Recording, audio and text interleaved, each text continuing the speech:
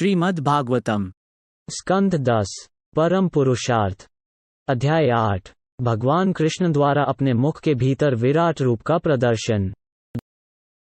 श्री शुकदेव गोस्वामी कथन करते हैं, हे महाराज परीक्षित, यदुवंश के श्रेष्ठ तपस्वी पुरोहित गर्ग मुनि को वसुदेव ने प्रेरित किया और कहा कि वे नंद महाराज के घर जाकर उनसे मिले। जब नंद महाराज ने गर्ग मुनि को अपने घर में देखा तो वे अति प्रसन्नता से दोनों हाथों को जोड़कर उनका स्वागत करते हुए खड़े हो गए। हालांकि नंद महाराज गर्ग मुनि को अपनी आंखों से देख रहे थे, लेकिन वे जानते थे कि गर्ग मुनि कोई साधारण व्यक्ति नहीं है, उन्हें वे अधोषज के रूप में मानते थे। जब अतिथि रूप में गर्ग मुनि का स्वागत हो चुका और वे ठीक से आसन ग्रहण कर चुके तो नंद महाराज ने मधुर और विनम्र शब्दों में निवेदन किया, महोदय, आप एक भक्त हैं, इसलिए आप सभी प्रकार से परिपूर्ण हैं। फिर भी आपकी सेवा करना मेरा कर्तव्य है। कृपया आज्ञा दें कि मैं आपके लिए क्या कर सकता हूं। हे प्रभु, हे महाभक्त, आप जैसे लोग अपने स्वार्थ के लिए नहीं बल्कि दीन दुखियों और गृहस्थों की भलाई के लिए ही एक स्थान से दूसरे स्थान पर भ्रमण करते हैं।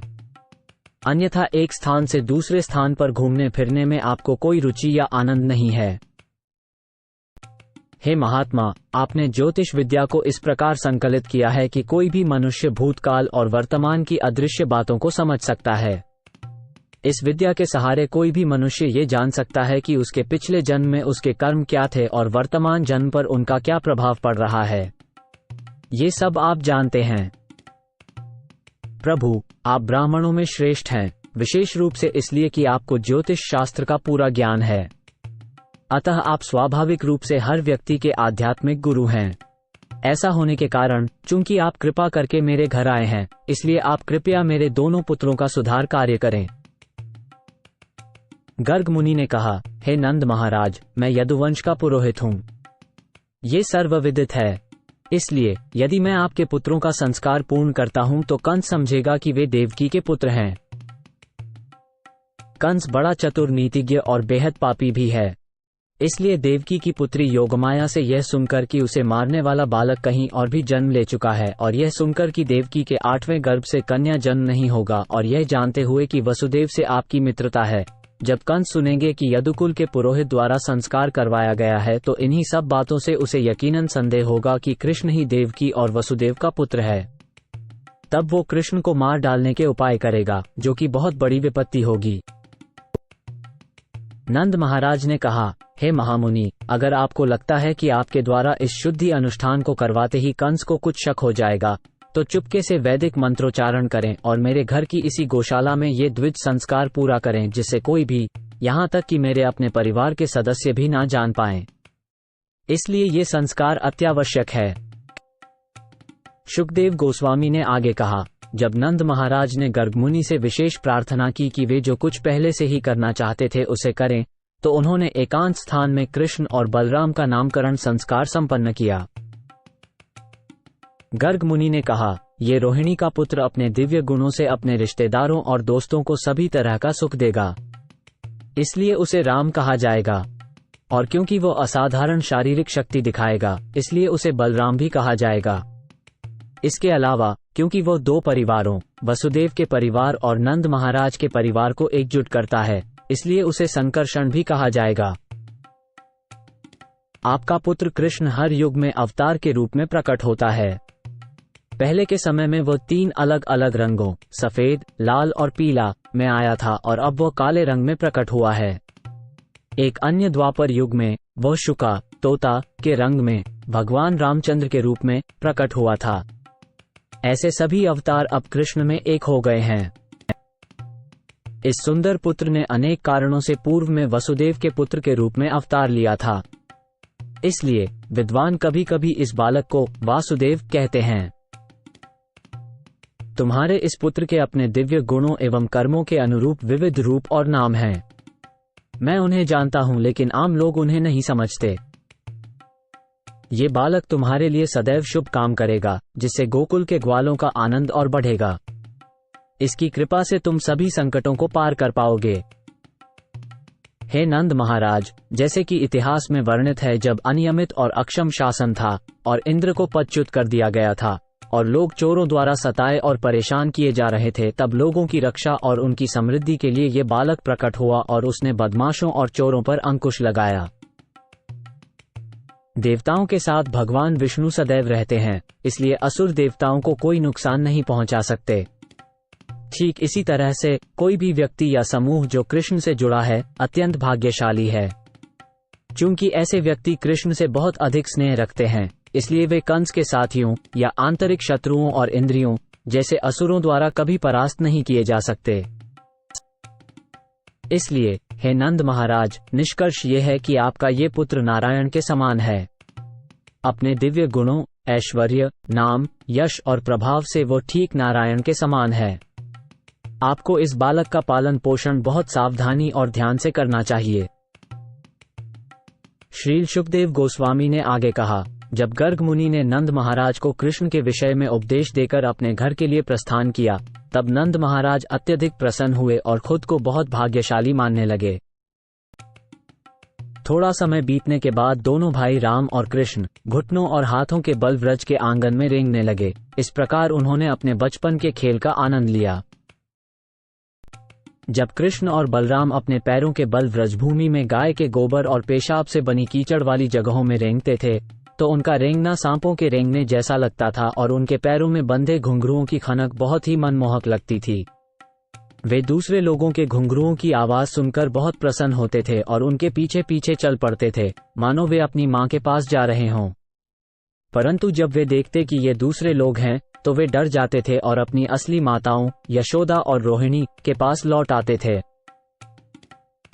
दोनों बालक गाय के गोबर गोमूत्र मिले कीचड़ से सने होने पर भी अत्यंत सुंदर दिखाई दे रहे थे, और जब वे अपनी अपनी माताओं की गोद में गए, तब यशोदा और रोहिणी ने बड़े लाड़ प्यार के साथ उन्हें उठाया, छाती से लगाया और स्तनों से बह रहा दूध पिलाने लगी। स्तनपान करते समय दोनों बालक मुस्कुरा रहे थे और उनके छोटे छोटे दांत दिखाई दे रहे थे। उनके सुंदर छोटे छोटे दांत देखकर उनकी माताओं को परम आनंद हुआ। ग्वाली ने नंद महाराज के घर में राम और कृष्ण बालक की लीलाएं देखकर खुशी से झूम उठती थीं। बच्चे बछड़ों की पूंछ के सिरे पकड़ लेते थे और बछड़े उन्हें इधर उधर घसीट लेते थे। स्त्रियां जब ये लीलाएं देखती थीं, तो अपना सारा कामकाज छोड़कर हंसने लगती थीं और इन घटनाओं का आनंद लेती थीं। जब माता यशोदा और रोहिणी बच्चों को सींग वाली गायों, आग, पंजे और दांत वाले जानवरों जैसे बंदरों, कुत्तों और बिल्लियों तथा कांटों, जमीन पर रखी तलवारों और अन्य हथियारों से होने वाली दुर्घटनाओं से नहीं बचा पाती थीं, तो वे सदा चिंतित रहती थीं, जिससे उनके घरेलू कामकाज में बाधा पहुंचती थी। उस समय वे दैवीय भाव से संतुलित हो जाती थीं, जिसे भौतिक स्नेह का कष्ट कहा जाता है, क्योंकि यह उनके मन के भीतर से उत्पन्न होता था। हे राजा परीक्षित, थोड़े समय में ही राम और कृष्ण दोनों अपने बल पर रेंगने के बिना ही अपने पैरों के सहारे गोकुल में सहजता से चलने लगे। इसके बाद भगवान कृष्ण बलराम सहित ग्वालों के अन्य बच्चों के साथ खेलने लगे और इस तरह उन्होंने ग्वालिन स्त्रियों में दिव्य खुशी जगा दी। कृष्ण की अति मनमोहक और बाल सुलभ चंचलता को देखकर पड़ोस की सभी गोपियां कृष्ण की लीलाओं के बारे में बार बार सुनने के लिए माता यशोदा के पास जाती थीं और उनसे इस तरह कहती थीं, हे यशोदा सखी, तुम्हारा बेटा कई बार हमारे घरों में गायों के दूध दुहने से पहले आ जाता है और बछड़ों को खोल देता है। जब घर का मालिक उस पर गुस्सा करता है, तो तुम्हारा बेटा बस मुस्कुराता है। कभी कभी वो कोई ऐसी युक्ति निकालता है जिससे वो स्वादिष्ट दही, मक्खन और दूध चुरा लेता है और फिर उसे खाता पीता है। जब बंदर इकट्ठा होते हैं, तो वो उनके साथ बांट देता है, और जब बंदरों का पेट भर जाता है और वो और नहीं खा पाते हैं, तो वो बर्तन तोड़ देता है। कभी कभी अगर उसे घर से मक्खन या दूध चुराने का मौका नहीं मिलता है, तो वो घरवालों पर क्रोधित हो जाता है और बदला लेने के लिए वो छोटे बच्चों को चिढ़ाता है। फिर जब बच्चे रोना शुरू कर देते हैं, तो कृष्ण भाग जाता है। जब दूध और दही की मटकी को छत से लटकते झूले में ऊंचा रख दिया जाता है और कृष्ण और बलराम उसके पास नहीं पहुंच पाते, तो वे ऊपर पहुंचने के लिए लकड़ियां इकट्ठी करते हैं और मसाले पीसने के लिए इस्तेमाल होने वाली ओखली को उल्टा करके उस पर चढ़ जाते हैं। वे बर्तन के अंदर क्या है यह अच्छी तरह जानते हैं, इसलिए उसमें छेद कर देते हैं। जब बड़ी गोपियां अपने घर के कामों में व्यस्त रहती हैं, तो कृष्ण और बलराम कभी कभी अंधेरे कमरे में चले जाते हैं और अपने शरीर पर पहने हुए कीमती गहनों की चमक से उस जगह को रोशन करते हैं और उस रोशनी का फायदा उठाकर चोरी कर लेते हैं। जब कृष्ण शरारत करते हुए पकड़े जाते हैं, तो घर का मालिक उससे कहता, अरे चोर, और कृष्ण पर नकली गुस्सा जाहिर करता। इस पर कृष्ण कहते, मैं चोर नहीं हूँ, चोर तुम हो। कभी कभी गुस्से में आकर कृष्ण हमारे साफ सुथरे घरों में मल मूत्र त्याग कर देता है। लेकिन हे सखी यशोदा, अब वही चोर तुम्हारे सामने अच्छे बालक की तरह बैठा है। कभी कभी सभी गोपियां कृष्ण को डरी हुई आंखों से वहां बैठे देखकर सोचती थीं कि मां डांट फटकार न करे, और जब वे कृष्ण का सुंदर चेहरा देखती तो उसे डांटने की बजाय उसके चेहरे पर ही नजरें टिकाए रखती और दिव्य आनंद का अनुभव करती। माता यशोदा इन सारी हरकतों पर धीरे धीरे मुस्कुरा रही थीं और उनके मन में अपने भाग्यशाली दिव्य बालक को डांटने की बिल्कुल भी इच्छा नहीं थी। एक दिन कृष्ण अपने छोटे छोटे साथियों बलराम और अन्य गोपियों के पुत्रों के साथ खेल रहे थे। तभी उनके सभी मित्र इकट्ठा हुए और माता यशोदा से शिकायत की, माता, कृष्ण ने मिट्टी खाई है। कृष्ण के साथियों से यह बात सुनकर हितकारी माता यशोदा ने कृष्ण के मुंह के भीतर देखने और डांटने के लिए उन्हें हाथों से उठा लिया। घबराई हुई आंखों से उन्होंने पुत्र से इस प्रकार कहा, हे कृष्ण, तुम इतने चंचल क्यों हो कि अकेले में तुमने मिट्टी खा ली? ये शिकायत तुम्हारे सारे साथी दोस्तों ने की है, जिसमें तुम्हारे बड़े भाई बलराम भी शामिल हैं। ऐसा क्या माजरा है? श्री कृष्ण ने उत्तर दिया, हे माते, मैंने मिट्टी कभी नहीं खाई। मेरे विरुद्ध शिकायत करने वाले मेरे सारे मित्र झूठे हैं। यदि आपको लगता है कि वे सच बोल रहे हैं, तो आप मेरे मुंह के भीतर देखकर तत्काल जांच कर सकती हैं। माता यशोदा ने कृष्ण को ललकारा, यदि तूने मिट्टी नहीं खाई है तो अपना मुंह पूरा खोल। इस पर नंद और यशोदा के पुत्र कृष्ण ने मानवीय बच्चे की तरह लीला करने के लिए अपना मुंह खोला। यद्यपि भगवान कृष्ण, जो सभी ऐश्वर्यों के स्वामी हैं, ने अपनी मां के ममता प्रेम को ठेस नहीं पहुंचाई, फिर भी उनका ऐश्वर्य अपने आप प्रकट हो गया, क्योंकि कृष्ण का ऐश्वर्य किसी भी स्थिति में नष्ट नहीं होता बल्कि उचित समय पर प्रकट होता है। जब मां यशोदा के आदेश पर कृष्ण ने अपना मुंह खोला तो उन्हें उसके अंदर चर अचर सभी प्राणी, बाहरी ब्रह्मांड, सभी दिशाएं, पहाड़, द्वीप, समुद्र, पृथ्वी की सतह, बहती हवा, आग, चांद और तारे दिखाई दिए। उन्होंने ग्रहों, पानी, प्रकाश, हवा, आकाश और अहंकार के बदलाव से उत्पन्न होने वाली सृष्टि को भी देखा। उन्होंने इंद्रियां, मन, सद्भाव, जुनून और अज्ञानता जैसे तीनों गुणों को भी देखा। उन्होंने जीवों के लिए आवंटित समय, प्राकृतिक प्रवृत्ति और कर्मों की प्रतिक्रियाओं के साथ साथ इच्छाओं और कई तरह के चर अचर शरीरों को भी देखा।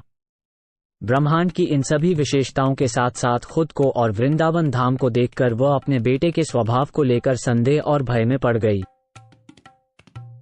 माता यशोदा अपने मन में सोचने लगी, क्या यह एक स्वप्न है या किसी बाहरी शक्ति द्वारा फैलाई गई एक भ्रमपूर्ण सृष्टि है? क्या ये बालक मेरी बुद्धि शक्ति का प्रकटीकरण है या मेरे बच्चे की योग शक्ति है? इसलिए मैं सर्वोच्च भगवान के प्रति समर्पण करती हूँ और उन्हें नमन करती हूँ, जो मानवीय कल्पना, मन, गतिविधियों, शब्दों और तर्कों से परे हैं, जो इस विशाल ब्रह्मांड के मूल कारण हैं, जिनके द्वारा संपूर्ण ब्रह्मांड संरक्षित है और जिनके द्वारा हम इसके अस्तित्व की कल्पना कर सकते हैं। मैं उन्हें केवल प्रणाम करती हूँ, क्योंकि वे मेरे चिंतन, अनुमान और ध्यान से परे हैं। वे मेरे सभी भौतिक कार्यों से भी परे हैं। भगवान की माया के प्रभाव से ही मैं मिथ्या ही ये सोचती हूँ कि नंद महाराज मेरे पति हैं, कृष्ण मेरे पुत्र हैं, और चूंकि मैं नंद महाराज की महारानी हूँ, इसलिए गाय और बछड़ों की संपत्ति मेरे अधिकार में है और सारे ग्वाले और उनकी पत्नियां मेरी प्रजा हैं। वस्तुतः मैं भी भगवान की अनंत काल से अधीनता में हूँ, वे ही मेरे अंतिम आश्रय हैं। माता यशोदा भगवान की कृपा से असली सत्य को समझ गई थीं। लेकिन इसके बावजूद परम स्वामी ने अपनी आंतरिक शक्ति योगमाया के प्रभाव से उन्हें प्रेरित किया कि वे अपने पुत्र के प्रति गहन मात्र प्रेम में लीन हो जाएं। कृष्ण ने अपने मुंह में जो विराट रूप दिखाया था, उस योगमाया के भ्रम को माता यशोदा तुरंत ही भूल गई। पूर्ववत अपने पुत्र को गोद में ले लिया और अपने दिव्य बालक के प्रति उनके हृदय में स्नेह उमड़ आया। ईश्वर की महिमा का अध्ययन तीनों वेद, उपनिषद, सांख्य योग के ग्रंथ और अन्य वैष्णव साहित्य के माध्यम से तो किया जाता है, किंतु माँ यशोदा परम पुरुष को अपना साधारण बालक ही मानती रहीं। माता यशोदा का परम सौभाग्य सुनकर परीक्षित महाराज ने शुकदेव गोस्वामी से पूछा, हे विद्वान ब्राह्मण, परमेश्वर ने माता यशोदा के स्तन से दूध पिया। उन्होंने और नंद महाराज ने भूतकाल में कौन से पवित्र और अच्छे काम किए जिसके कारण उन्हें ऐसे प्रेममय परिपूर्णता मिली? यद्यपि कृष्ण वसुदेव और देवकी के प्रति अत्यंत प्रेम भाव रखते थे और उन्हीं के पुत्र के रूप में जन्म लिए, वसुदेव और देवकी कृष्ण की महान बाल लीलाओं का आनंद नहीं उठा सके, जिनका उच्चारण मात्र से सांसारिक कलुषता दूर हो जाती है। परंतु नंद महाराज और यशोदा ने इन लीलाओं का पूर्ण आनंद लिया और इसलिए वसुदेव और देवकी की तुलना में उनकी स्थिति हमेशा अधिक श्रेष्ठ रही। श्री शुकदेव गोस्वामी ने कहा, भगवान ब्रह्मा के आदेश का पालन करने के लिए वसुओं में श्रेष्ठ द्रोण ने अपनी पत्नी धरा के साथ मिलकर भगवान ब्रह्मा से इस प्रकार कहा।